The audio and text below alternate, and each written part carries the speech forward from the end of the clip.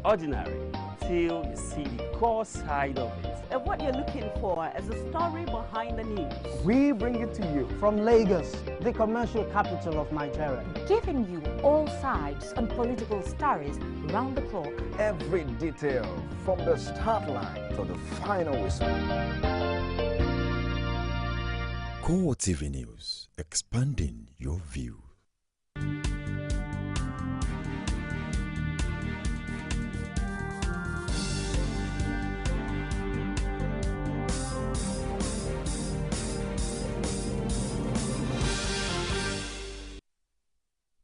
Hello and thank you for joining us on CoreTV News Hour. I am Frank Omalape. The police in Nasarawa said on Saturday that some gunmen have assassinated the head driver of Governor Umaru Al-Makura Abdullahi Meirua. A police public relations officer in the state, Ismaila Newman, confirmed the incident in Lafia. He said the victim was traveling with his wife from Lafia to Keina local government area on Saturday morning when they were attacked by some gunmen at Tundud Adabu village in Obi local government area of the state. The man said detectives have been deployed to investigate the killing. CoreTV News learned that the gunmen had told the victim's wife not to panic as they were sent to her husband alone, whom they shot twice in the chest. The remains of Meirua were taken to Keina and buried according to Islamic rites. The Nigerian Army on Saturday released another 125 persons arrested for allegedly having links with the Boko Haram sect. This development follows an earlier release of 42 persons who were investigated and found to be having no link with the fundamentalist. The 42 persons were released on Thursday to Governor Kashim Shettima, handing over the new set of 125 persons to the Borno State Governor.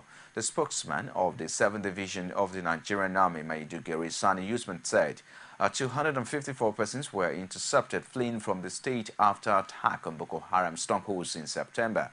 He said the arrest was made in Biun on September 23rd, and after proper investigation, 125 men now handed to the governor were found to have no link with the Boko Haram sect.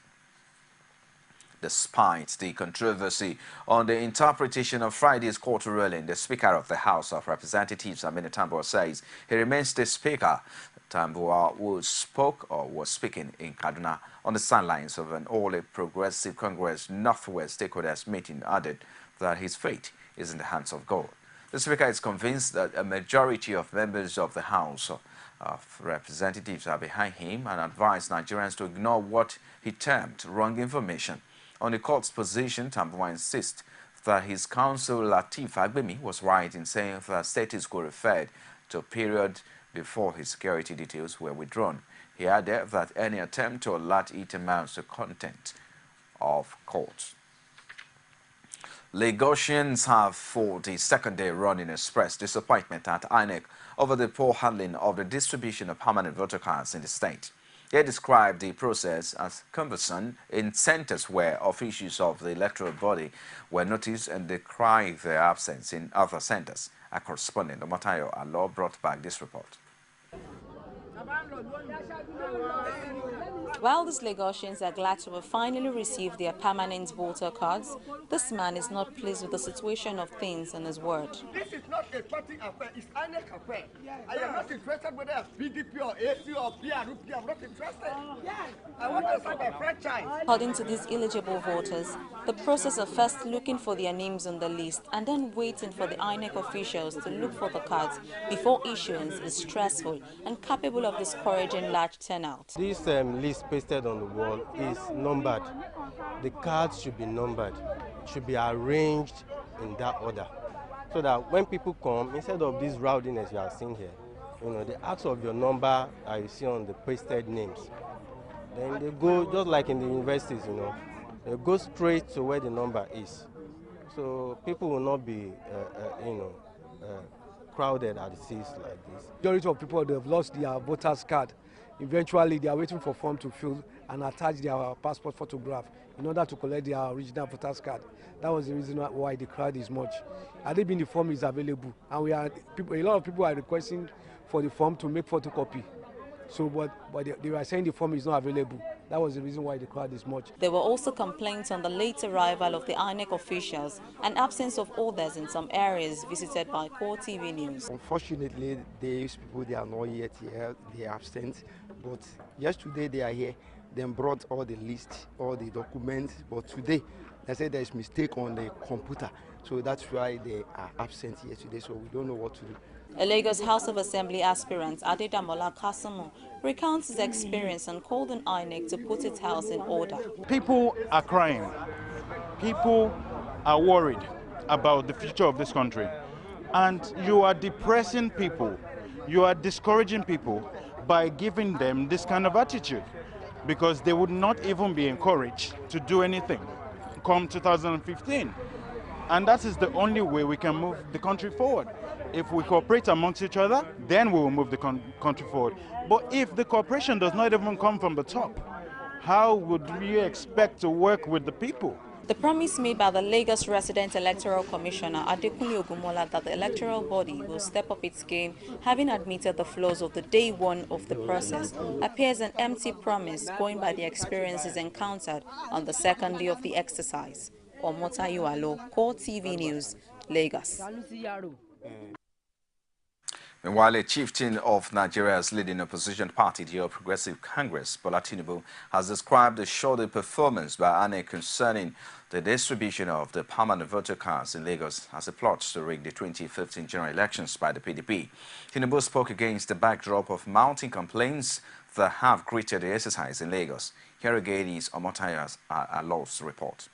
Expressing his displeasure with what he termed the failed exercise, Tinubu accused the Independent National Electoral Commission of deliberately frustrating Lagosians. We consider it as a dry run, a rigging exercise practiced. INEC has colluded with the presidency, the opposing party, to rig this election from the data to the end. When asked of the party's next line of action if the exercise continues in its current stride, the APC national leader says the party members will not watch endlessly and fold their hands. What we are driving at is a rigging mechanism that is not of blown right in their face. But we will report this matter to the national body of the party, of which I am a member, and they will be hearing from us. But we will protect the right of Lagosians to vote by all means. It was obvious from Tinubu and other party leaders gathered at the Lagos APC Secretariat that there is more that meets the eye as far as the conduct of the exercise is concerned. Omotayo Alo, CoreTV News, Lagos.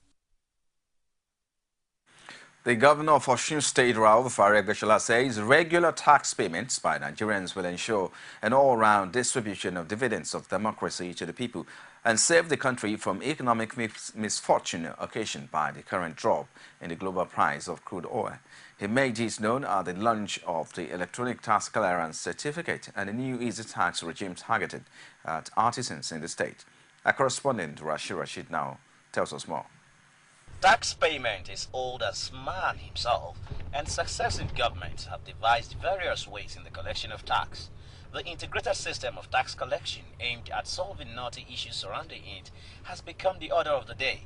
Hence, the introduction of the electronic tax clearance certificate system by the Osun State government.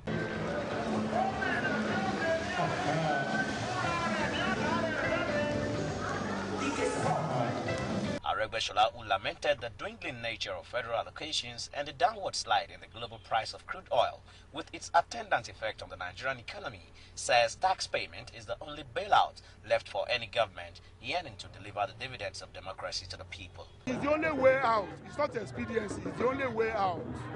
Without the citizens paying taxes, there can't be a government.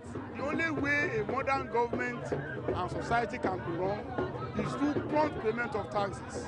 Chairman of the Osun Internal Revenue Service, Dayo Oyebanji, revealed reasons behind the introduction of the electronic card. The first instance, the tax certificates and evidence of tax payment, but we noticed there are several issues with that. One, people are not aware that they need to collect tax certificate when they have paid taxes. Number two, when they collect the certificate, it's usually manual, paper. And paper, we know that it can be abused. But for the electronic tax certificates, we know the opportunity that every year in, year out, you don't need to collect another certificate. The Osun State government also introduced a 4,500 naira per annum tax system for artisans who meet the required conditions. Rashid, CoreTV News, Oshogbo. You're still watching CoreTV News on the hour. We'll take a break now. Be back shortly with more stories. Do join us again. There is an Ebola virus epidemic in some West African countries. The Nigerian government wants you to be aware and watch out against the spread of Ebola in your community. Help keep our country safe and watch out for severe cases of fever, headaches, diarrhea, chest and abdominal pain, sore throat, cough, red eyes and bleeding from the eyes, ears and nose, especially when these symptoms are found in persons coming into Nigeria from other West African countries. Protect yourself.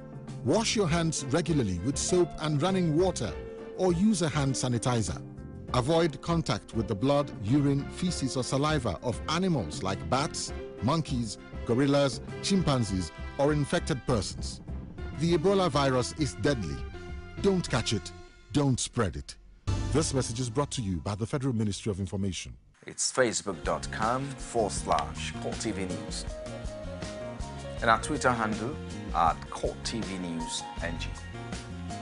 You can also log on to www.youtube.com/CoreTV. Leave a space, then news. Homosexuals and rapists in Kano State risk a minimum jail term of 14 years. They are also liable to a maximum of life imprisonment if found guilty. This is based on a new bill signed into law by Governor Rabiu Kwankwaso.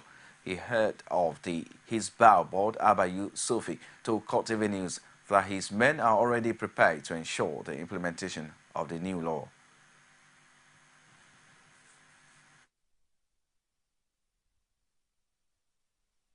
As security personnel, according to the law that established the board, we are supposed to work with police, with all the security agencies in the state, as well as protecting our religious culture in the state.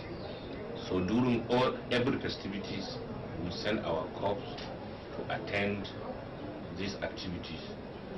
In every ward, we have not less than 15 Hisbah corps who are indigents of that ward.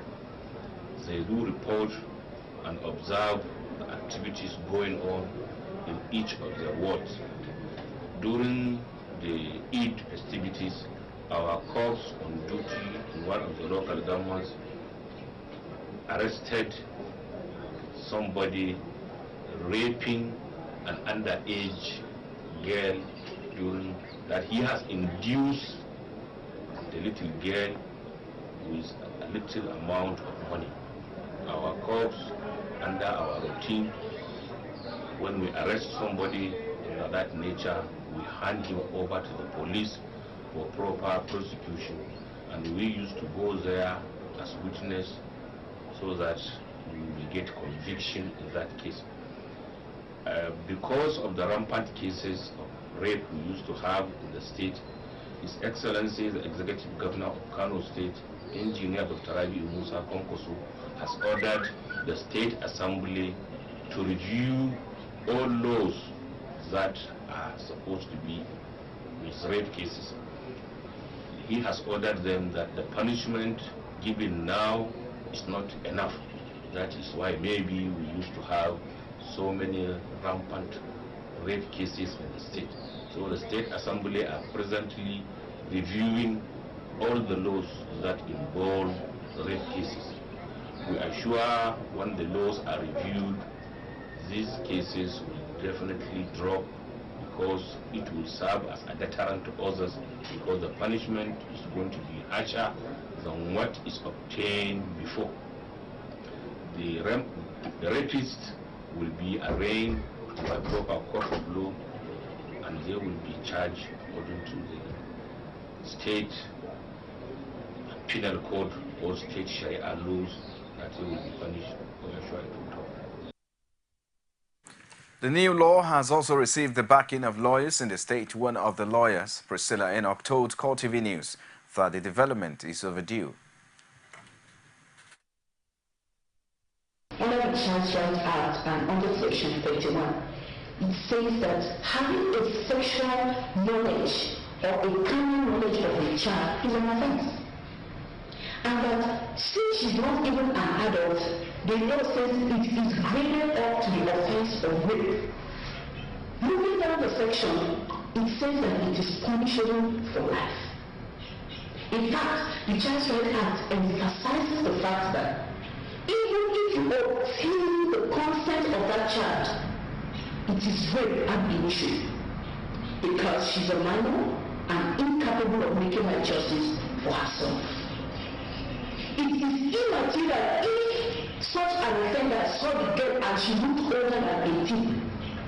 And he said, oh, I was mistaken, I didn't know she was 18. It is irrelevant. The law says we treat it as rape, and upon conviction, it is life imprisonment. We come down to the penal code. It provides for rape too. When you go to section 282 of the penal code, it defines, rape as an unlawful carnal knowledge of the woman without her consent.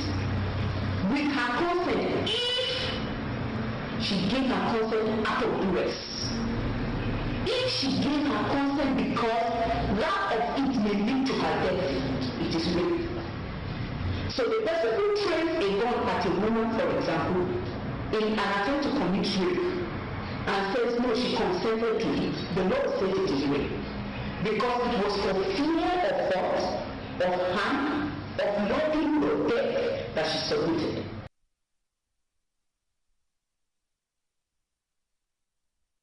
Away from there now, radiologists in Nigeria say provision of adequate equipment will stem the tide of medical tourism and also help in transforming the health sector. The president of the Association of Radiologists of Nigeria, Val Onya, however, conceded that inadequate power supply is one factor militating against practitioners. He spoke at an event commemorating the International Day of Radiology in Abuja. Radiologists in Nigeria, as professionals in the field, cannot do it alone. We will require a lot of assistance from the government and other stakeholders. We have the professional capacity to provide optimal radiological services, but we do have problems with the enabling environment, infrastructure, training, resources such as power and policies. The government is not to be fully involved in the initiation and implementation of policies that have to do with the profession and provision of services. That was one of the reasons why IRIN has come to stay. We have to create more awareness about radiology and its importance in our environment. That is why we have to celebrate International Radiology Day with the rest of the world. We need to come out of the shadows of background and try to be more visible. We need to make more advocacies to influence policies.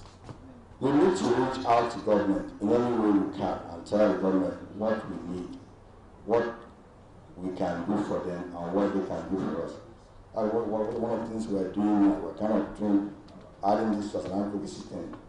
The government needs to support us in terms of providing the enabling environment, infrastructure, training, resources, and policies for practice, and see what we can do.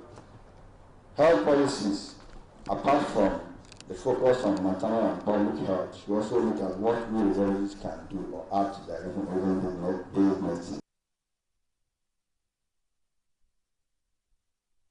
You're still watching CoreTV News Hour. We'll take another break and I'll be back with more stories outside Nigeria. Just stay with us. I've been foreseeing it as a form of jamboree. It's a normal thing we have been experiencing it in the past.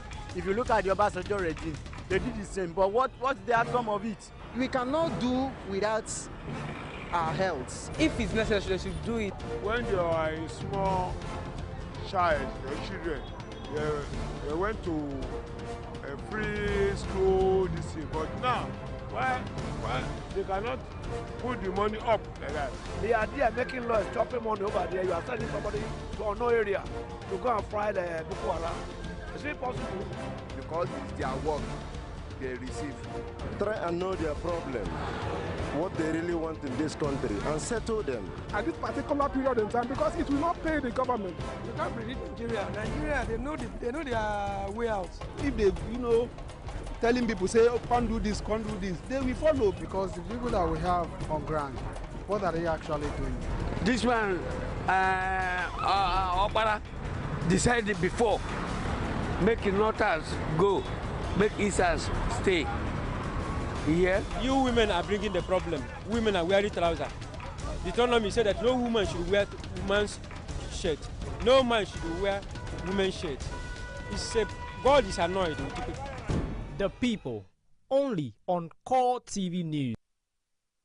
Outside Nigeria now, 2 Americans who were being held in detention in North Korea, Matthew Todd Miller and Kenneth Bayer, have been released.